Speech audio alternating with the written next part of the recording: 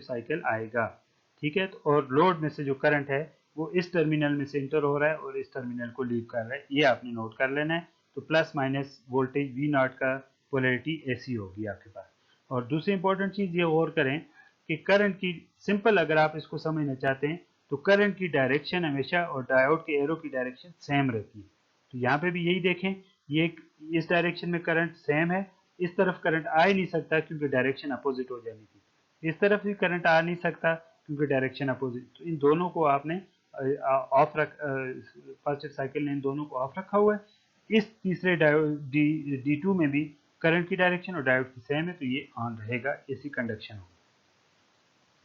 अब आ जाते हैं दूसरी साइकिल पे, जब आपके पास फिर इसके बाद वेव शेप्स पे आएंगी, तो जब आपके पास नेगेटिव साइकिल आ जाती है, तो नेगेटिव साइकिल में ये टर्मिनल नेगेटिव हो जाएगा और ये टर्मिनल आपके पास पॉजिटिव हो जाएगा। ये नेगेटिव टर्मिनल इसके कैथोड के साथ कनेक्टेड है और इसके एनोड के साथ कनेक्टेड है। ये पॉजिटिव टर्मिनल इसके कैथोड के साथ कनेक्टेड है और इसके एनोड के साथ कनेक्टेड है। तो अब जब जो पॉजिटिव एनोड के साथ कनेक्टेड हो तो वो डायोड ऑन हो जाएगा, या नेगेटिव कैथोड के साथ कनेक्टेड हो वो डायोड ऑन हो जाएगा। तो यहाँ पे भी यही देखते हैं कि ये नेगेटिव जो है ये कनेक्टेड है इसके कैथोड के साथ, तो इसका मतलब है ये डायोड ऑन हो जाएगा। ये इसके एनोड के साथ कनेक्टेड है तो ये डायोड ऑन नहीं होगा। जबकि दूसरी साइड पे लोअर डायोड्स में आपके पास ये पॉजिटिव टर्मिनल इसके कैथोड के साथ कनेक्टेड है तो ये इसको रिवर्स बायस में रखेगा, जबकि यही पॉजिटिव टर्मिनल इसके एनोड के साथ कनेक्टेड है तो ये इसको ऑन करा देगा। तो अब आप इस सूरत में पहले D1 और D2 ने कंडक्ट किया था, अब यहाँ पे D3 और D4 कंडक्ट करेंगे। तो आप कैसे देखते हैं सर्किट को? अब आप देखें कि करंट की डायरेक्शन क्या होगी। हमेशा current positive terminal of the supply से निकलेगा, ये मैंने ऑलरेडी रेड लाइन से शो किया हुआ, ये पाथ बनेगा, इस तरफ नहीं आएगा, एरो की डायरेक्शन और डायोड की डायरेक्शन, डायोड के एरो की डायरेक्शन और करंट की डायरेक्शन अपोजिट हो जाएंगी, इसमें नहीं फ्लो करेगा। अब दोबारा यहाँ से ये करंट इस तरफ एंटर होगा और यहाँ से ये पाथ जो है वो फॉलो करते हुए ये अब आगे इसके पास दो चॉइसेस हैं, इस तरफ आए या इस तरफ। D4 या D2 ऑफ है तो इस तरफ ओपन सर्किट है तो ये इस तरफ फ्लो करेगा and then it will terminate at the negative terminal of the supply. Clear हो गया? अब आपके पास देखें कि अब दोनों सूरतों में आपके पास सिचुएशन क्लियर हो गई है। करंट आपने लोड से फ्लो करवा दिया है। यहाँ पे जो करंट की डायरेक्शन थी वो ये थी, ये, ठीक है, यहाँ पे करंट ये था, यहाँ पे भी करंट की डायरेक्शन यही है। तो दोनों सूरतों में लोड रेजिस्टेंस में करंट सेम रहेगा और पोलैरिटी ऑफ द वोल्टेज जो है आउटपुट वोल्टेज वो सेम रहेगी। Just like centre tap rectifier, वहां पे भी जाएगा आपके पास हमेशा लोड पे पॉजिटिव साइकिल आया था, तो यहाँ पे भी आपके पास लोड पे पॉजिटिव साइकिल ही दोनों सूरतों में आएगा। जैसे कि ये वेव शेप में शो हुआ है कि ये डायोड जो है आपके D1 और D2 कंडक्ट कर रहे हैं पॉजिटिव साइकिल में, आउटपुट पे सेम क्योंकि रेजिस्टिव लोड है। और इसी तरह यहाँ पे D3 और D4 कंडक्ट कर रहे हैं तो ये आपके पास आउटपुट वोल्टेज। क्लियर होगी बात? अब दूसरी चीज देखने की है, करंट के भी इसी तरह होगा शेप। करंट का भी मैं आपको बता देता हूँ। करंट की शेप जो है वो ये देख लें क्या, कहाँ पे ये करंट है, ये देखें दोनों इसके पास पॉजिटिव साइकिल है, इसकी भी एवरेज वैल्यू 0 नहीं होगी। अच्छा जी, ये आपके पास अब पेयर्स के देखते हैं डायोड करंट्स को। तो जब पॉजिटिव साइकिल था तो D1 और D2 कंडक्ट कर रहे थे, ये D1 और D2 कंडक्ट, इनके क्रॉस दोनों के क्रॉस वोल्टेज 0 होगी। जबकि उस दौरान D3 और D4 को क्या होगा? अब ये देखिए, अगर मैं सर्किट इसके ऊपर बनाऊं एक, ये ओपन सर्किट है तो आपके पास ये लूप बनता है, ये लूप, ठीक है जी। ये ओपन सर्किट वोल्टेज है और इसमें सिर्फ आपको एक अपीयर हो रही है। अगर आप सर्किट को देखते हैं, मैं इसको दूसरी शेप में बनाता हूं, मैंने आगे बनाया हुआ यहाँ पे नहीं बना सका, ठीक है। तो ये देखें, तो इसके क्रॉस एक वोल्टेज यहाँ से अपीयर हो रही है और दूसरी ये तीनों जो हैं आपस में पैरेलल में। तो तीनों पैरेलल में होने का मतलब क्या हुआ कि जो सप्लाई वोल्टेज का शेप होगा वही उस वक्त यहाँ पे ड्रॉप हो रहा होगा और वही यहाँ पे तीसरा V0 पे ड्रॉप हो रहा होगा। तो डायोड पे जो वोल्टेज ड्रॉप हो रहा होगा उस टाइम पे D3 और D4 पे वो माइनस साइड पे होगा उस टाइम पे। प्रीवियस केस में -2 Vm था तो अभी तक गया था पीक इनवर्स वोल्टेज, और यहाँ पे सिर्फ -Vm तक गया, मतलब मींस Vm तक गया। ठीक है, तो अब आपके पास ये आपके पास पॉजिटिव साइकिल कंप्लीट हो गया। अब जो नेगेटिव साइकिल आएगा तो D3 और D4 कंडक्ट करेंगे और वोल्टेज अपीयर होगी D2 और D1 के अक्रॉस, और D3 और D4 जीरो होंगे और ये लोड करंट दोबारा पॉजिटिव है। ठीक है, तो इसका अब जब इनके क्रॉस कंडक्शन हो रही होती है तो इसका मतलब है वोल्टेज जीरो है तो करंट एग्जिस्ट करेगा। ठीक है जी, अब जब यहाँ पे वोल्टेज एग्जिस्ट कर रही है तो इसका मतलब क्या हुआ, करंट जीरो होगा। आइदर वोल्टेज जीरो होती है ओपन सर्किट, जब स्विच ओपन होता है तो उसका करंट जीरो होता है और वोल्टेज की वैल्यू होती है। जब आपके पास क्लोज स्विच होता है तो उस वक्त आपके पास करंट की वैल्यू एग्जिस्ट करती है और वोल्टेज जो इसके क्रॉस ड्रॉप होता है निग्लिजिबल होता है, जिसको हम जीरो कंसिडर करते हैं।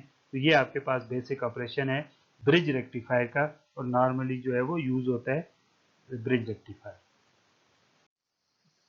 इसकी बेसिक ऑब्जर्वेशन क्या है फिगर्स में, कि आपके पास किसी एक टाइम पर एक पेयर कंडक्ट कर रहा है। हमने नॉमेनक्लेचर ही ऐसा रख लिया कि D1 और D2 एक टाइम पे कंडक्ट कर रहे हैं और D3 और D4 पे। कोई ऐसी सूरत नहीं बनेगी जब D1 और D4 या D3 और D2 कोई भी है ऐसे नहीं करेगा। ठीक है जी, और आपके पास उसी तरह लोड करंट जो है वो देखें, लोड करंट ये लोड करंट है। लोड करंट जो है वो इधर उसकी वैल्यू जीरो है या पॉजिटिव साइड पे, तो उसका नेगेटिव साइकिल जो है वो कभी भी लोड करंट का नहीं आएगा, यूनिडायरेक्शनल करंट होगा इसके अंदर।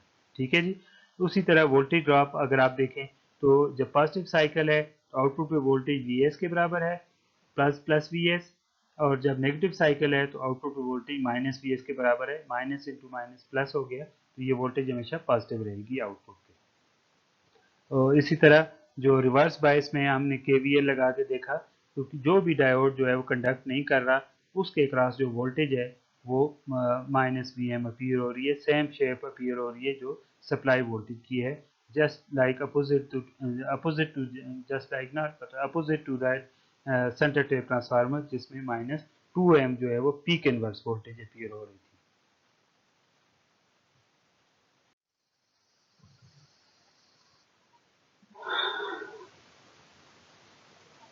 अब सप्लाई पे करंट की सूरत क्या है, सप्लाई पे करंट आपके पास ये दोनों साइकिल्स इसमें आएंगे और इस तरह इसकी एवरेज वैल्यू जो है वो जीरो होगी।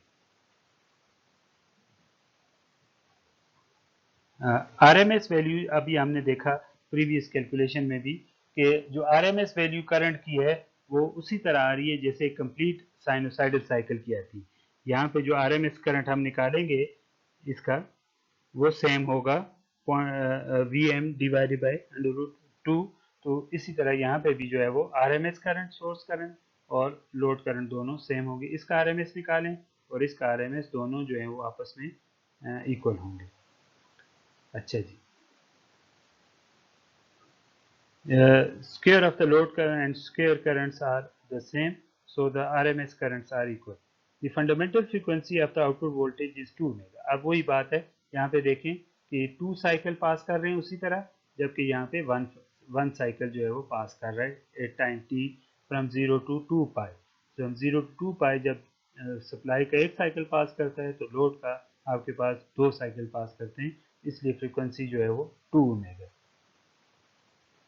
ठीक है जी, जो आपके पास फोरियर सीरीज अगर इसका देखें तो डीसी टर्म इसमें एक होगी, डीसी वैल्यू होगी स्पेसिफिक, और इवन हार्मोनिक्स होंगे। ऑड हार्मोनिक्स जो है वो, ये पॉजिटिव सिमेट्री है, पॉजिटिव साइकिल है सिर्फ, तो उसमें ऑड हार्मोनिक्स जो हैं वो नहीं होंगे।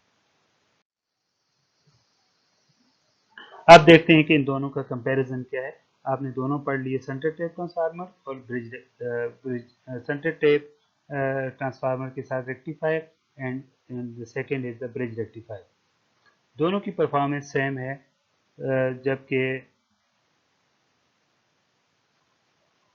डिफरेंस क्या है कि दोनों का जो secondary side of the centre tap transformer है उसमें हमेशा एक करंट की वैल्यू होती है और डीसी करंट होता है, एक ही डायरेक्शन में दोनों टाइम पे करंट आता है, आइदर वो पॉजिटिव से अपर डायोड से करंट कंडक्ट कर रहा हो या लोअर से वो सेंटर टेप जीरो पोटेंशियल वाले टेप पे जो है वो टर्मिनेट होता है। तो इसका मतलब क्या है कि इसकी हमेशा जो है वो DC value average value exist करेगी, तो इसलिए ट्रांसफार्मर आपको सेंटर टेप में हाई रेटिंग का चाहिए।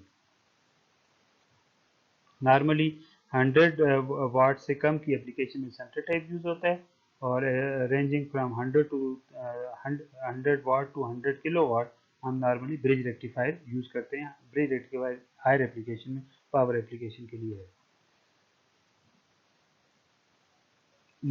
रेक्टिफायर दोनों में आउटपुट आप देखें दो उसकी आउटपुट की फ्रीक्वेंसी है मल्टीपल ऑफ टू, सॉरी जो है वो डबल फ्रीक्वेंसी है, तो हार्मोनिक्स भी जो है वो मल्टीपल्स आफ्टर 2f होंगे, 2 times the supply frequency. The average and RMS values of voltage and current are similar in both, दोनों केसेस में जैसे आपने पिछला सिमिलर सेंटर टेप ट्रांसफार्मर में कैलकुलेशन की थी यहाँ पे भी किया था। अब एक और डिफरेंस आ गया है कि जो सेंटर टेप ट्रांसफार्मर था उसमें जो डायोड के क्रॉस जो वोल्टेज ड्रॉप जो अपीयर हो रही थी पीक इनवर्स वोल्टेज वो -2 Vm थी, जबकि यहाँ पे ब्रिज रेक्टिफायर में सिर्फ Vm है। तो ये आपने हमेशा नोट करनी है। अब क्यों क्या डिफरेंस आ गया, अब आपने अगर डायोड परचेज करना है सिलेक्ट करना है तो आपने जो आपका ब्रिज रेक्टिफायर बनेगा उसमें आपके पास जो है वो कम रेटिंग वाला पीक इनवर्स वोल्टेज वाला भी आपके पास यूज हो सकता है, जबकि सेंटर ट्रांसफार्मर में आपको 2 Vm वाला डायोड जो है चाहिए। ऑब्वियसली उसकी कॉस्ट जो है वो ज़्यादा होगी इस डायोड से ब्रिज रेक्टिफायर के। नंबर एक और डिफरेंस जो है वो क्या है कि सेंटर ट्रेप ट्रांसफार्मर में आप ट्रांसफार्मर के साथ रेक्टिफायर में आपको एक स्पेशल ट्रांसफार्मर चाहिए होता है, ठीक है। अदरवाइज जो दोनों हम ट्रांसफार्मर यूज करते हैं स्टेप डाउन के लिए वो तो दोनों कॉमन बात है, लेकिन वो जो 3 terminal 3 terminal it is quite different from that two winding transformer जिसमें सिर्फ आपके पास 2 वाइंडिंग्स हैं, 2 टर्मिनल प्राइमरी पे हैं, 2 टर्मिनल सेकेंडरी पे हैं। लेकिन रेक्टिफायर में जो सेंटर टाइप है उसमें two terminals at the primary and 3 terminals at the secondary, तो उसकी कॉस्ट भी बढ़ेगी ऑब्वियसली, और उसकी जो एप्लीकेशन आप converter AC to DC design करेंगे विद सेंटर टेप ट्रांसफार्मर के रेक्टिफायर के साथ वो कॉस्टली हो। ये एक एग्जांपल है फुल वेव रेक्टिफायर की जिसको आपने क्लियरली अंडरस्टैंड करना है। कोई भी नई चीज़ नहीं है इसमें, सारी सिमिलर कैलकुलेशंस है, सिर्फ आपने वो मैं बार बार कह रहा हूँ कि ख्याल करना है कि टाइम पीरियड क्या होगा। तो हाफ वेव रेक्टिफायर में 0 टू टी जो है, जो आपके पास टी जो है वो 2 पाई है सप्लाई साइड पे, और जो सोर्स की साइड पे है सॉरी आउटपुट साइड पे वो पाई तक जाता है सिर्फ, और from pi to 2 pi it is 0। तो यहाँ पे जो सप्लाई का टाइम जो आपका साइकिल कंप्लीट होता है ये T/2 में कंप्लीट हो जाता है फुल वेव रेक्टिफायर में। तो ये आप जो है वो T/2 इसको कंसिडर करेंगे और ये भी पाई होगा, ठीक है। लेकिन यहाँ पे डिफरेंस यहाँ पे आएगा, पाई तो होगा, ये यहाँ पे डिफरेंस 1/t जो है वो आप 1/t/2 होगा तो 2/t बन जाएगा ये आपके पास। ये आपके पास उसी तरह देखिए वही वैल्यू आती है 0.63 Vm 0.70 Vm, ये सेम सिमिलर कैलकुलेशन है, इतना करने की जरूरत नहीं है, ठीक है। पीडीसी कैलकुलेट कर लिया, पीएसी कैलकुलेट कर लिया, वहाँ पे आपके पास 40% समथिंग की एफिशिएंसी आई थी, यहाँ पे आपके पास 81% आ रही है, ट्वाइस ऑफ दैट, ठीक है जी। और वहाँ पे आपके पास जो आपने और क्या चीज़ें निकाली थी, 40.5 थी वहाँ पे एफिशिएंसी। फॉर्म फैक्टर वहाँ पे आपके पास 157 था, इसमें आपके पास रिड्यूस होके फॉर्म फैक्टर 111% हो गया। रिपल फैक्टर वहाँ पे आपके पास जो है वो 121% था, तो यहाँ पे कम हो गया, अब रिपल्स कम हो गई, ये देखें ये रिपल्स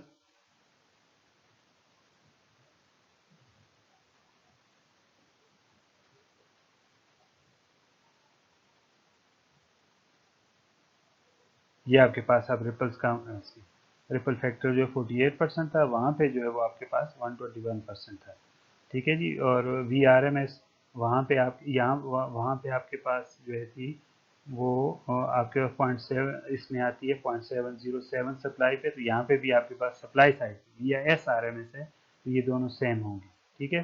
तो आई एस की वैल्यू भी जो है वो सिमिलर होगी। और ट्रांसफार्मर यूटिलाइजेशन फैक्टर जो है वो 81% है, वहाँ पे आपके पास 28% था। ठीक है जी, ये आप मुख्तलिफ वैल्यूज़ जो हैं वो आप कैलकुलेट कर लें, ये सिमिलर फार्मूलाज हैं। ट्रांसफार्मर का जो वी ए रेटिंग थी वो आपके पास जो क्रस्ट फैक्टर आपके पास जो है वो आई एस पीक और आई एस से कैलकुलेट करके √2 आ गया, और पावर फैक्टर जो है आपके पास जो है वो आपके पास यहाँ पे यूनिट है, तो जबकि वहाँ पे पावर फैक्टर जो था वो इससे कम था। एग्जैक्ट अब मुझे वैल्यूज याद नहीं है, चलिए इसको देख लीजिएगा एक दफ़ा।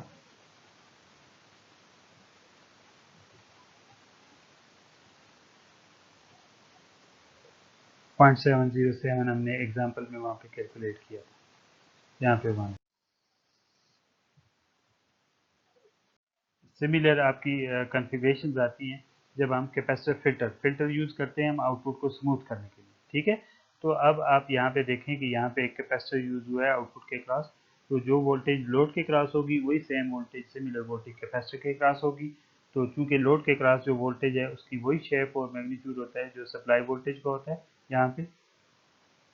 ठीक है, तो वो वोल्टेज, अब ये डायोड की कॉन्फ़िगरेशन थोड़ी सी डिफरेंट करके बनाई है, लेकिन ब्रिज रेक्टिफायर और सिमिलर वही है उसी तरह है, सिर्फ हमने इसकी शेप चेंज की है ताकि आप दोनों देख सकें, आपको कोई कन्फ्यूजन ना हो। ठीक है, तो अब आप देखते हैं कि अब आपके पास लोड जो है वो उसकी जो सप्लाई वोल्टेज है वो सिमिलर वोल्टेज होगी जो यहाँ पे अपीयर होगी, और इसका मतलब क्या हुआ, कैपेसिटर भी उसी तरह चार्ज होगा जैसे सप्लाई वोल्टेज इंक्रीज करेगी।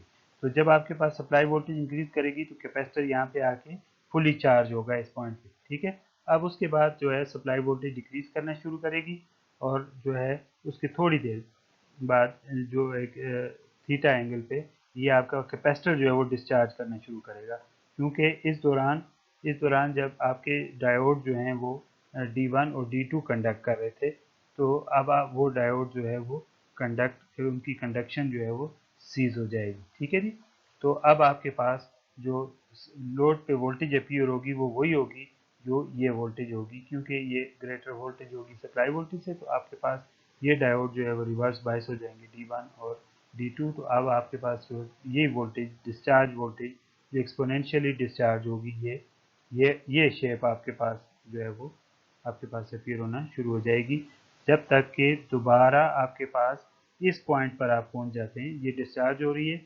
डायोड एक पेयर इस दौरान ऑफ होगा, तो नेगेटिव साइकिल में आपका दूसरा पेयर ऑन हो जाएगा और उसके क्रॉस वोल्टेज राइज होने शुरू हो जाएगी लोड।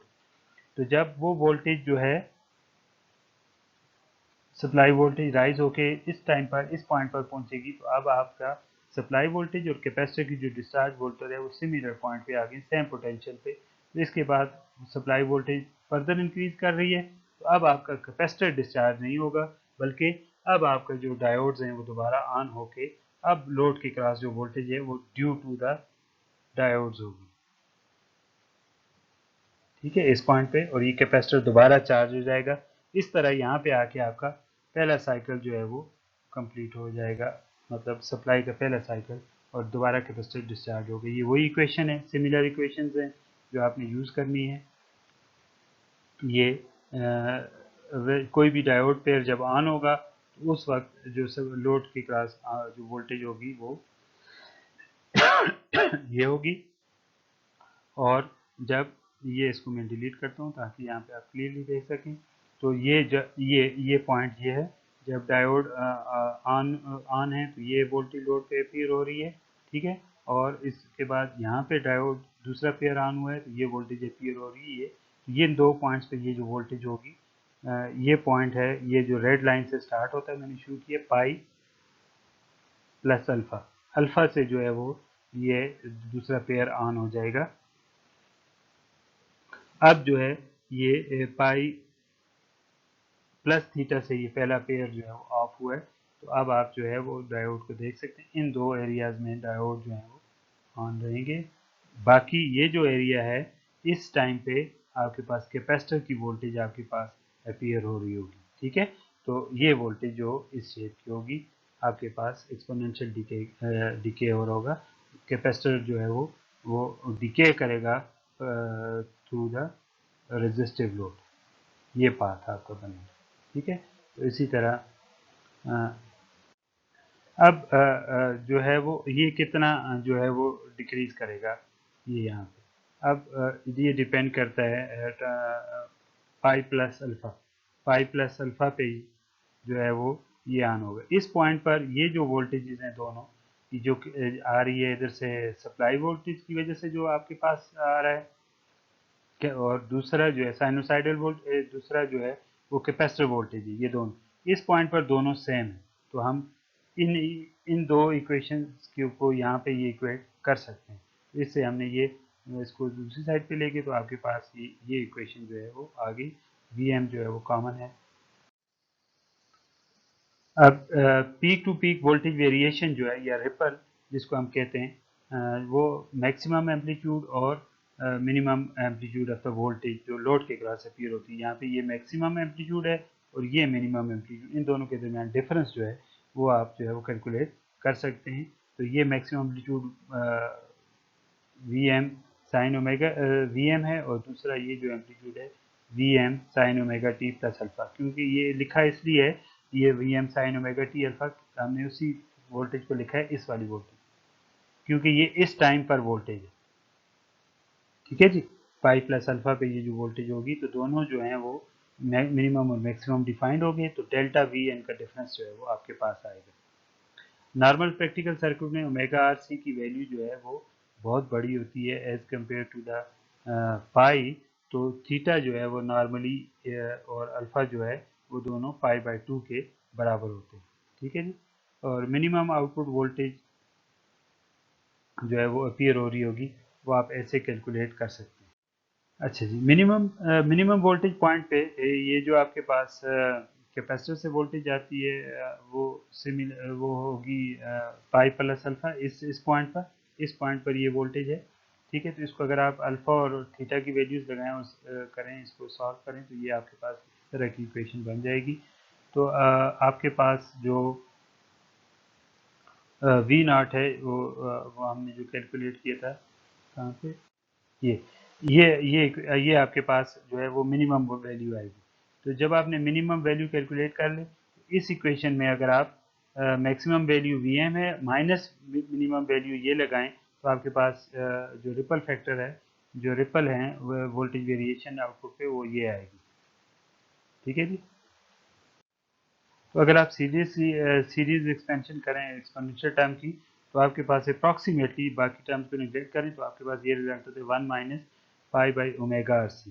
तो जो सीरीज एक्सपेंशन है यहाँ पे, इस टर्म की हम एक्सपेंशन कर रहे हैं, तो इसकी जगह पर अगर आप इसको यूज़ करें इस टर्म को, तो अब आपके पास आ जाएगा V M into one minus one minus pi by omega R C. ठीक है जी, तो माइनस इंटू माइनस प्लस हो जाएगा, और वन कैंसिल हो जाएंगे, आपके पास डेल्टा वी नॉट की ये वैल्यू रह जाएगी, जो सबसे सिंप्लीफाइड वैल्यू है। ये एग्जांपल है, आप इसको देख लें।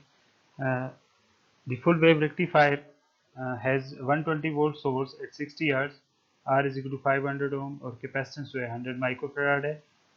मतलब इसमें आपके पास फिल्टर भी लगा हुआ है। ये अब आपका कंप्लीट, ये आपके पास जो है वो रेक्टिफायर कन्वर्टर है with filter. Determine peak to peak voltage variation of the output, delta V not आपने फाइंड करना है। Determine the value of capacitance that would reduce the output voltage equal to 1% of the DC value. तो सबसे पहले तो ये देखें कि 120 वोल्ट दिए हुए हैं, सिंपल लिखा हुआ है। तो 120 वोल्ट मीन्स आपको वी आर एम एस दिया हुआ है, और आपने उससे वी मैक्सिमम कैलकुलेट करना है। ठीक है, और ओमेगा आर सी को आप ऐसे कैलकुलेट कर सकते हैं, इससे जो आगे यूज़ होगा। ठीक है, ये हमने थीटा निकाला था इनिशियली, ये आपके पास थीटा की वैल्यू आ गई।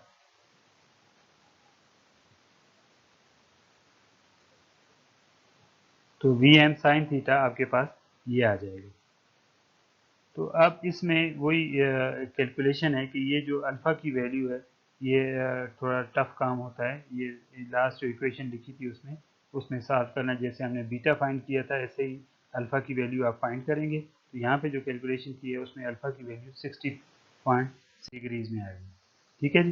तो डेल्टा वी एम का जो फार्मूला है वो आपके पास, ये मैंने रेड में सारे फार्मूला जो यूज़ हुए हैं साथ ये मैंने लिखे हुए हैं, वही सिंपल फार्मूलाज यूज़ हुए हैं। इसमें सिंपल जो सबसे जो इम्पोर्टेंट चीज़ है वो अल्फ़ा की वैल्यू, एंगल की वैल्यू कैलकुलेट करना होता है। तो डेल्टा वी नाट आप जो है वो ये रिपल 22 वोल्ट, तो मैक्सिमम और मिनिमम के दरमियान कितना डिफरेंस होगा, 22 volt. With the ripple limited to 1%, the output voltage will be held closer to Vm and the approximation of equation gives। ये इक्वेशन 4.13 जो है ये आपने देखनी है कि डेल्टा वी नाट और वी एम ये अप्रॉक्सीमेटली पॉइंट ये 1% आ गया आपके पास। तो टू ये आपके पास ये इस फार्मूले से आपके पास ये 1/2 एफ आर सी आ गया, omega is equal to 2 pi F. तो 2 पाई एफ में पाई खत्म हो जाएगा तो आपके पास 2 रह जाएगा। तो यहाँ से आप रिपल फैक्टर की वैल्यू गिवन है 0.01, तो यहाँ से आप सी की वैल्यू जो है वो कैलकुलेट करें, ये आपके पास सी की वैल्यू आ जाएगी। That's all. ये आपके पास आ गया full wave bridge rectifier and also centre tap transformer जो रेक्टिफायर है, दोनों आपने स्टडी कर लिए और जो ये अभी आपने एग्जांपल किए ब्रिज रेक्टिफायर के किए। Thank you very